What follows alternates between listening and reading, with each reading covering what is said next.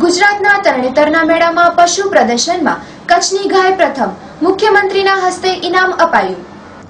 ગુજરાતના તરણેતરના મેળામાં પશુ પ્રદર્શન હરીફાઈનું આયોજન કરાયું હતું, જેમાં કચ્છ જિલ્લાના રતનાલ ગામના પશુપાલક શામજીભાઈ હીરાભાઈ માતાની કાંકરેજ ગાયે પ્રથમ સ્થાન મેળવ્યો હતો, જેમાં આ ગાય ગુણવત્તાને લીધે આ પ્રથમ સ્થાને રહી હતી અને માનનીય મુખ્યમંત્રી શ્રી વિજયભાઈ રૂપાણીના હસ્તે ઇનામ મેળવ્યું હતું અને આ ગાયે ગુજરાતભરમાં કચ્છનું નામ રોશન કર્યું હતું.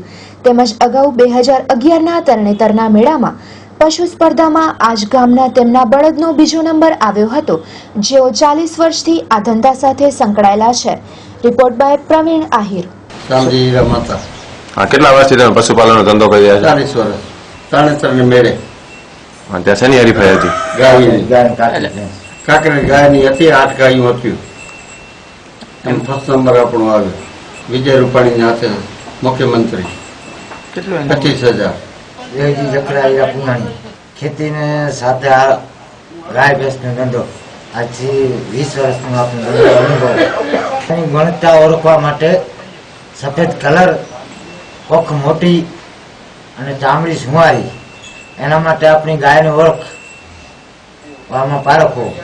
ગાય તૈયારમાં આમાં શું છે કે ગાયની ગુણવત્તા જોઈ અને ગાય કાંકરેજમાં પાસ કરેલ છે અમારી અને ઘરની હોળી જોયેલ પહેલથી એના માટે અમે અનુભવ કરેલ છે. સારી ગુણવત્તા છે. તમે આના ફેટમાં પણ 7 થી 7.5 ફેટ આપે. પછી ગાય કાંકરેજ એનામાં તમે ઘી માખણમાં પણ ગુણવત્તા એટલી છે અને કાંકરેજનો અનુભવ કરો તો ચાકરી કરો તો 14 થી 15 લીટર દૂધની કેપેસિટી.